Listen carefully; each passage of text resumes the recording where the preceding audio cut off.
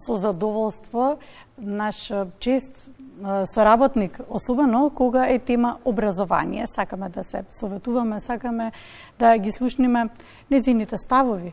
Особено кога е темата професорите, студентите, учениците и се она што е значено во тој ланец за поголем успех да имаме во процесот образование. Што се е потребно? Некако оваа 2024 година со очи ја вперивме кон професорите, па ќе им дадеме предност. Еве денеска да слушнеме од професорката Татјана Алексич што ги мотивира професорите. Добро утро. Добро утро. Ете ми прилика преку Македонска телевизија да посакам не само добро утро, туку добар почеток на учебната година. Еден здрав, нормален, пријатен почеток да го преживееме ова продолжено лето, Михојско лето, кое е нели феноменот секоја година ќе не затекне така неподготвени со клима уреди. Неподготвени, добро, но можеби од друга страна па и лесно ќе се прилагодиме на промените. Колку професорите лесно се прилагодуваат на новото време, на се она што носи новото време. Разгледав и вели неколку точки ги мотивираат професорите. Сакав да ги обработиме. Различни вели се изворите, секој индивидуален случај, но страста кон предметот е првата точка која што ги мотивира професорите. Така е. Ние сме нака прилагодлива, адаптибилна фела, се прилагодуваме на секакви услови. Меѓутоа, страст и љубовта не само во изборот на професијата, воопшто кон животот е оној мотив кој те турка во позитивни вредности. Ако нешто не сакаш со љубов, со страст, не можеш да му се посветиш исто така. Така што небитното нешто да си ја одбереш професијата која што сакаш, што значи мора да имаш цели, амбиции и да вложуваш во сето тоа, во тој производ конечен.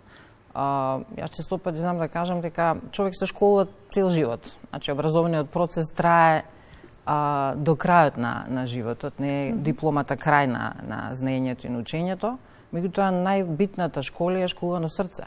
Она што и родителите и ние наставниците треба... И така треба да биде. Ние очекуваме дека така треба да биде, но не е, велам, секој индивидуален случај, но не е кај сите иста. Или веројатно таа страст се губи со годините. Како да се одржи страста?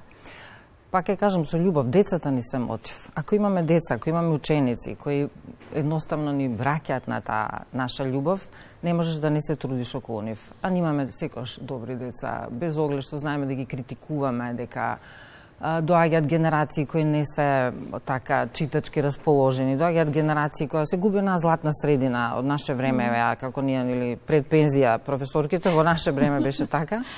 Постоеше златна средина, меѓутоа сега имаме крајности, имаме деца кои се гениални во нешто, но те се да ги избриш на прсти, деца кои носат успеси на едната рака, или деца кои веќе отидоа во онаа крајност да се подпираат на врски, на неодговорни оценки, на она што нели условно кажано на сите немачи како триада.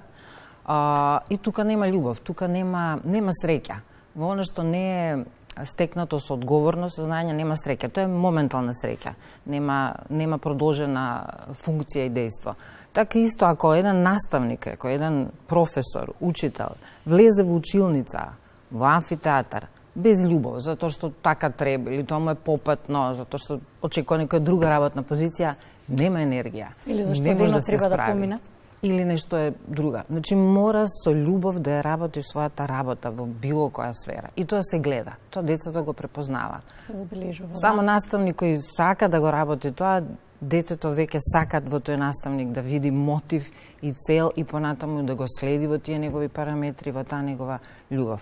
Always need is love, сега да ме критикуваат, говорете македонски, меѓутоа тоа е слоганот кој ни треба постојано. Да, професорке, успехот на студентите, очите на студентот, односно ученикот, нели се доволен мотив за еден образовен работник, за еден човек кој што се решил во животот да избере една од најблагодарните и најблагородните,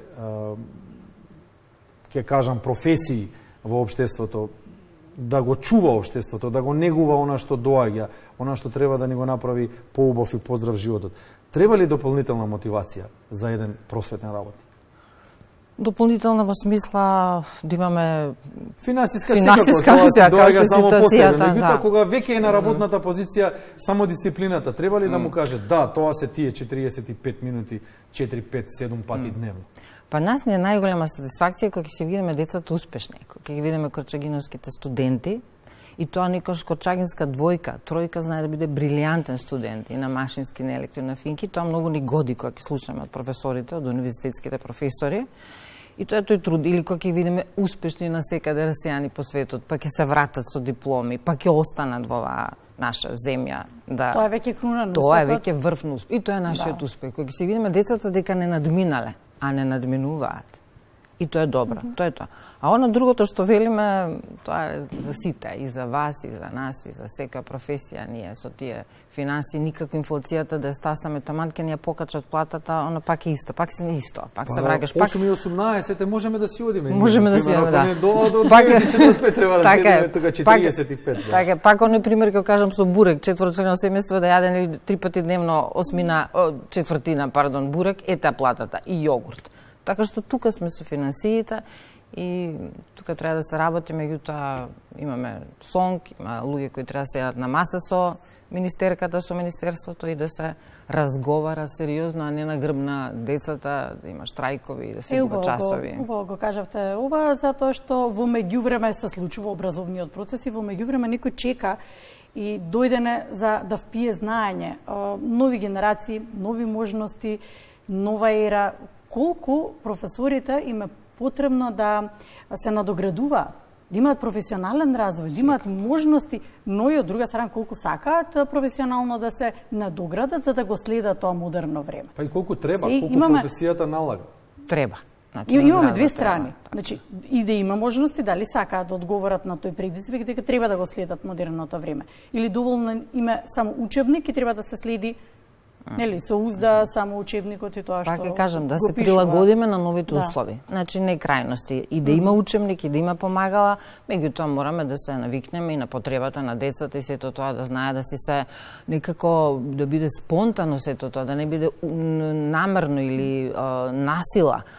Наставникот мора да се образува, значи мора да ги следи новите промени во светот, да го фати темпото, да не биде неук кон децата, иако многу често знаеме децата ги викаме прва помош, кога нешто не знаеме се снајдеме, ајде учителката не знае баш аналфабет за компјутерите, па помогни ми или нешто да направам. Значи мора да се оди со тоа темпо, меѓутоа и тоа да не е по секоја цена. Јас сум пак од оние староремски учителки кои без учебник, оние учебници, стари добри ученици од кои што сите завршивме, јас сега уште ги користам, но тоа не значи дека нема да ги прошириме и дека не се излегува или дека ако се работат одредени дела литературни нема да на тие дела да накалемиш уште многу повеќе дела современи за да ги заинтригираш или да се одгледа филм или театарска представа или да се отиде некаде со нив. Надградбата е тоа што кажа во почетокот, школувано срце. Значи ние мораме се школуваме духовно. Надвор од сите тие норми, она што треба за оценка или за некој успех или било што. Постојано да се напредува и да се надоградува. Може да забележите дека рамото рамо со вас имате исто мисленици? Па не мора ни да има. Добра е таа диалектика. Ние сме секош нека диалектика, судрина спротивности. Не може да сме сите исти. И не треба. Треба да се научиме на таа различност. Меѓутоа нешто ако се коси со тие норми, морални, етички принципи, па и естетски, тогаш треба малку да се амортизира и да се најде еден заеднички именител, една средина со која што можеме за доброто на учениците на децата да функционираме како што треба. Има луѓе кои се онака хардкор, кои не сакаат да влезат во тие промени, држат до своја, меѓутоа некош од такви професори, наставници може да извлечеш многу интересни и моменти, и вештини, и знаење, методологии. Со компјутеризацијата дури некош сметам дека малку ги разгаливме децата, па не одат пешки во потрага по знаење. Може све да се изгугла, да се исурфа, а таа на брзина стекната информација брзо исчезнува. Кога се оди пешки полека, одиш да имаш книга, самиот ритуал да одиш во библиотека, земаш книга, па да седнеш да ја отвориш, па да подвлекаш страници, многу повеќе се памети, се меморира. И го смирува духот, го развива мозокот. И го смирува тоа. И техника на упорност, не брзо учење. Учењето е долготрено и тешко е. И оно што сакам да им кажам и на децата и на родителите, тешко е да се учи. Не е лесно. Додека е жив.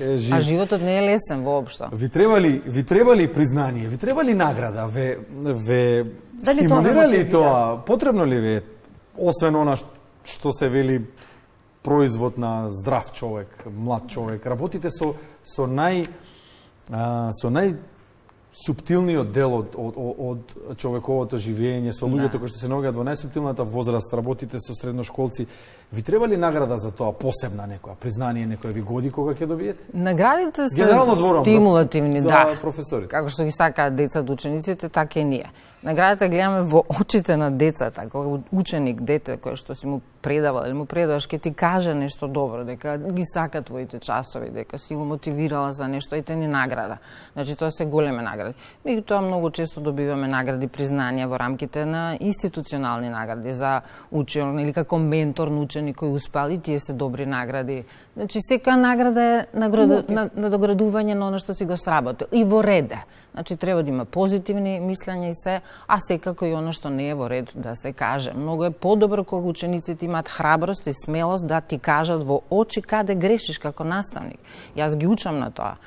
Ти кажат затоа што мерило можно што ќе го добиете. Тоа е најдоброто кога ти кажат каде грешиш. Во било технички, зборуваш брзо, професор, ќе зборувате брзо, внимателно со осона. Ете тука тоа е добра релација кога на сопствени грешки се учиме и се подобруваме понатам. Значи, добри се награди, меѓутоа е добри критика. Јас секоја критика и негативна сметам за позитивна, затоа што негативна критика ќе те научи каде грешиш да се усовршуваш. Ние не сме безгрешни и грешиме доста и како родители, и како учители, а учиме од децата. Децата ни се репер огледало до каде сме со нашата надоградба. Ајде едно прашање за кое малку се зборува, речи си воопшто. Колку е потребна поддршката од колегите во институцијата, во образовната институција, колку е потребна здрава работна средина меѓу колегите? Многу е потребна и секако дека е битна. Ние сме колектив, нема индивидуа. Кога работиме некој проект и мислиме дека тој е наш проект, не е, тој е заеднички проект. Во тој проект се вклучени сите, од колективот, од директорот, нели, преку техничкиот персонал, сите. И тогаш е многу важен балансот, да имаме разбирање. Компетицијски дух е добар, значи раѓа квалитет, меѓутоа тоа да не биде оние ситни, пакосни моменти кога се препукуваме. Тоа децата го гледаат и го учат од нас. Значи ние сме воопшто добар пример. Забележуваат. Да, забележуваат, така што треба многу внимателно да видат. Ако видат децата љубов и почит меѓу нас колегите, истото ќе го повторуваат. Значи како што кажа Бранко, тоа е многу за мене нема поубава работа од учителствување. Значи работиме со деца во кои што гледаш љубов. Било која работа друга има некоја доза на фрустрации, не знам, нема такво нешто кај децата. Не може и да се негативни, да се нервозни, да се агресивни, нема такво нешто кај нив. На крајот прашањето кое што ќе провеува понатаму низ овој појас посветен образованието, што им давате на нашите универзитети, каков продукт? Тоа треба ви кажат универзитетските професори. Ќе ни кажат, знаат да кажат, ни праќате полуписмени деца и во право се. И ние знаеме кажеме што ни дојде од основно училиште, не знаат, не разликуваат голема од мала буква и така се и префрламе едни на други. А всушност е системот. Пак се вратам, компјутеризацијата ги безписмени децата, затоа што не ги читаат книгите. Кога не читаш книгите, каде е писменоста? Кога не ги читаш, веќе ги преживуваш. Така што како дајде да не бидам критички на овој прв, значи на почетокот на учебната година, меѓутоа мора многу потемелно да се работи. Се учи недостасува таа основна функционална писменост и тоа универзитетските професори го забележуваат. Меѓутоа имаме и декош позитивна информација, они колку пати ќе ме пофалат и кажат какви деца сте ни испратили, тоа е таа пофалба и тоа е доброто. Да слушаме повеќе пофалби. Да, повеќе. Благодариме Татјана Алексиќ од Средното училиште на град Скопје, Раде Јовчевски Корчагин, гостинка ова утро. Очекуваме повторно секогаш е задоволство да бидете тука. И јас ви благодарам.